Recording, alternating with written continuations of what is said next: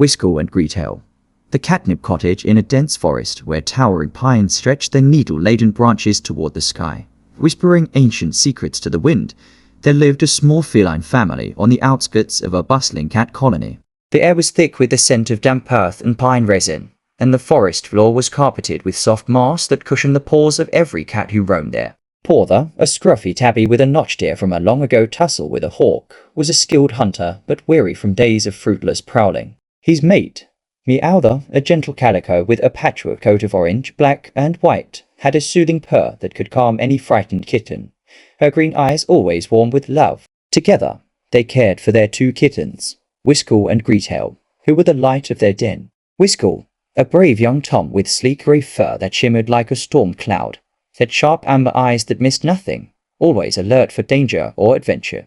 Gretail, his younger sister, was a tortoise jill with a coat of swirling colors, orange, black, and cream, and mischievous green eyes that sparkled with curiosity, her tail always flicking with excitement.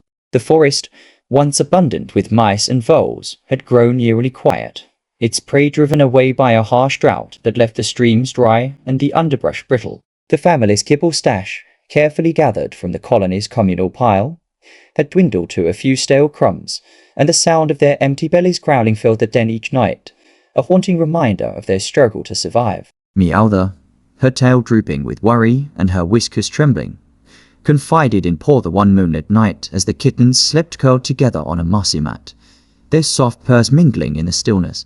The den was a hollowed-out space beneath a fallen log, its walls lined with feathers and dried leaves for warmth, but the chill of the night seeped in, making Meowther's fur bristle. "We can't keep going like this," she mewed softly, her voice barely above a whisper as she glanced at her sleeping kittens, their tiny flanks rising and falling. "There's not enough food for all of us. I haven't caught a mouse in days, and the colony stores are empty." Porther, his ears flattening in despair, paced the den, his tail low and his claws clicking against the packed earth. His notched ear twitched as he recalled the lean times of his youth, but never had it been this dire. "We have no choice," he growled reluctantly, his amber eyes clouded with guilt. "We'll take them deeper into the forest, where the mice might be more plentiful near the old oak grove. Maybe they'll find a new den to survive, or another colony to take them in." The decision weighed heavy on his heart, but he knew their survival depended on it. The next morning, as the first rays of sunlight filtered through the canopy, casting golden flecks on the forest floor, Porther and Meowther led Whiskel and Gretail into the heart of the forest, their tails held high to mask their sorrow. "We're going on a grand mouse hunt," Meowther meowed brightly, forcing a purr, though her eyes betrayed her anguish. But Whiskel, ever cautious, sensed the tension in his parents' stiff movements and the way their ears flicked nervously. As they padded deeper into the forest, he snatched shiny pebbles from the riverbank they passed, their smooth surfaces glinting in the light, and scattered them behind him, creating a trail that shimmered like a constellation on the ground. When Porther and Meowther slipped away, leaving the kittens in a shadowy clearing surrounded by towering ferns, Whiskel and Gretail called out, their mews echoing unanswered through the trees. With Gretail trembling beside him, her tortoiseshell fur puffed up in fear, Whiskel took charge, his tail raised in determination. Following the trail of pebbles, they made their way back to the den by dusk, their paws sore and their hearts heavy, only to find the log empty, the scent of their parents faint and fading, as if they'd never been there at all. The kittens, now truly on their own, curled up under a fern for the night, their tails entwined for comfort as the forest came alive with the sounds of nocturnal creatures. The air was cool, harrying the scent of damp leaves, and the rustle of an owl's wings overhead made Gretail jump, her claws unsheathing instinctively. Whiskel pressed close to her, his grey fur warm against her side, and purred softly to calm her, though his own amber eyes darted warily into the shadows. The next day, hunger gnawed at their bellies like a persistent claw, and they set out deeper into the forest, their whiskers twitching for any sign of prey. They padded through thickets of brambles, their fur snagging on thorns, and leapt over fallen logs slick with moss, their paws growing sore from the uneven terrain. The forest seemed endless, its paths winding and treacherous, with the distant howl of a fox sending shivers down their spines. After hours of wandering, their energy sapped and their whiskers drooping with exhaustion, they stumbled into a sunlit clearing that stopped them in their tracks. Before them stood a sight that made their eyes widen in disbelief, a cottage made entirely of tuna treats, its walls glistening with fish oil that caught the sunlight in a rainbow shimmer. The roof was sprinkled with catnip, its intoxicating scent wafting through the air like a siren's call, making their noses twitch with longing. Whiskel's stomach growled so loudly it echoed, and Gretail's tail flicked with excitement, her green eyes gleaming with delight. Unable to resist, they pounced on the cottage, their claws sinking into the soft tuna walls as they nibbled greedily, the savory flavor bursting on their tongues. Gretail batted at the catnip shingles, rolling onto her back in a haze of bliss as the scent overwhelmed her senses, while Whiskel tore off a chunk of the window frame, purring with satisfaction. Their purrs of delight echoed through the clearing, drowning out the faint creak of the cottage door as it slowly swung open, revealing a menacing figure lurking within. The figure was Fangara, an old, wiry black cat with a coat as dark as a moonless night, her one scarred eye glowing a sickly yellow in the dim light of the cottage. Her other eye was a clouded white, a remnant of her fight long past, and her crooked tail lashed like a whip as she surveyed the kittens. Her fur was matted with burrs, and her claws were long and jagged, scraping the wooden floor as she stepped forward. Fangara's voice was a low, raspy purr, dripping with false sweetness as she meowed. "Oh, my little kittens, what tasty morsels you are. You must be so tired and hungry. Come inside, and I'll groom your fur and share my cream." Whiskel's ears twitched suspiciously, his amber eyes narrowing, but Gretail, still dizzy from the catnip, mewed happily and padded toward the door, her tail high. The cottage's interior was warm and cozy, a stark contrast to the wild forest, with a fire crackling in the hearth, casting flickering shadows on the walls. A table held bowls of cream that glistened in the firelight, and a pile of soft feathers beckoned from a corner, promising a perfect napping spot. Fangara's purr grew louder as she ushered them inside, her scarred eye glinting with malice. But her kindness was a trap, as swift as a pouncing predator. With a sudden snarl, she slammed the door shut, her claws clicking against the latch as she locked it tight. Before Whiskel could react, Fangara pounced, shoving him into a small wooden cage hanging from the ceiling, its bars too narrow for even his slender paws to slip through. Gretail yowled in protest, but Fangara turned on her, hissing sharply, her crooked tail lashing. "You'll work for me, little one," she growled, her voice a menacing rumble, "or I'll have you for dessert." Fangara's den became a prison for the kittens, its cozy appearance hiding the horror within.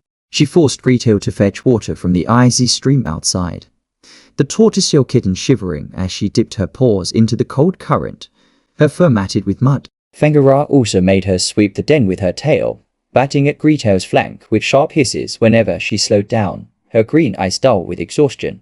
"You'll fatten up your brother," Fangara growled, her scarred eye glinting with hunger as she licked her jagged teeth, "so I can have a proper feast. I haven't had a good kitten in moons."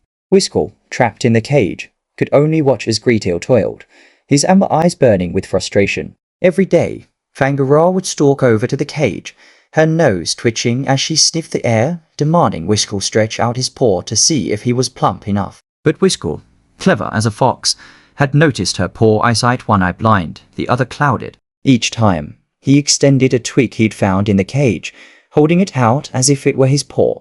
Fangara, squinting, would prod the twig with her nose and snarl, still too skinny. "You're no good to me yet." She'd toss him a scrap of kibble, barely enough to keep him alive, while Gretail worked tirelessly, her tortoiseshell coat growing ragged and her purrs replaced by soft whimpers of despair. Whiskel whispered encouragements to his sister through the bars, his tail flicking with determination. "We'll get out of this, Gretail," he mewed softly, "I promise." Days turned into weeks, and Fangara's patience wore as thin as a mouse's whisker. The forest outside grew colder, the leaves falling in a crimson cascade as winter approached, and the old cat's hunger became a ravenous beast. One stormy evening, as thunder rumbled through the trees and lightning illuminated the cottage in eerie flashes, Fangara decided she'd wait no longer.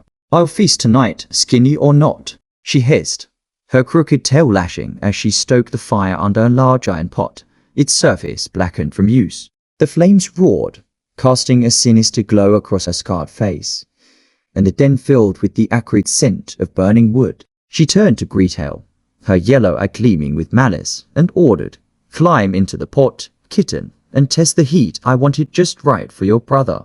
Gretail's heart raced, her ears flattening in terror, but she forced herself to think, her green eyes darting to Whiskel for courage. pretending to be confused. She tilted her head and mewed innocently. I don't know how to climb and it looks so high. Can you show me please? Fangara, grumbling under her breath, leapt onto the pot's edge to demonstrate, her claws scraping against the iron as she balanced precariously. Like this, you foolish kitten, she snarled, leaning forward to show Gretail the way. In a flash, Gretail pounced, her small body fueled by desperation. She shoved Fangara with all her might, her paws pressing against the old cat's flank. Fangara yowled in shock, her claws scrabbling against the pot's edge. But Gretail was faster. She slammed the lid shut with a mighty push, trapping Fangara inside. The old cat's cries echoed through the den, a mix of rage and panic, but the fire beneath the pot roared louder. And soon her yowls faded into silence, leaving only the crackle of the flames and the scent of singed fur in the air. Gretail raced to the cage, her claws fumbling with the latch until it sprang open, and Whiskel leapt out, landing gracefully on the floor. The siblings nuzzled each other, their purrs filled with relief and joy, their tails entwining as they rubbed their cheeks together, scent marking in a gesture of love. You were so brave, Gretail, Whiskel mewed, his amber eyes shining with pride. And you were so clever, Gretail replied, her green eyes sparkling once more. Together, they explored the cottage, their whiskers twitching with curiosity. In a hidden nook behind the hearth, they found a stash of shiny trinkets, bells that jingled softly, feathers that tickled their noses, and a map scratched into a piece of bark, its claw marks showing the way back to their colony. They also discovered a basket of tuna treats and catnip, untouched by Fangara's greed, and stuffed their cheeks like chipmunks, their mouths full of the savory spoils. With the map tucked under Whiskel's chin, and their paws sticky with fish oil, they set out into the forest, their tails high with hope. The journey was long, and the nights were cold, but they hunted together, sharing mice and huddling under ferns, their bond stronger than ever. After days of traveling, the familiar scent of their colony reached their noses, the smell of other cats, of shared dens, and of safety. When they finally arrived, they found Paws and Meow pacing the outskirts, their fur matted with worry. The parents had returned days ago, guilt-ridden and searching for their kittens, their mews echoing through the forest in a desperate call. The family reunited with joyful meows, Paws and Meow grooming their kittens' fur as tears welled in their eyes, their purrs a chorus of relief and love. The den was soon filled with the spoils of the Catnip Cottage, tuna treats for feasts, bells for play, and catnip to share with the colony.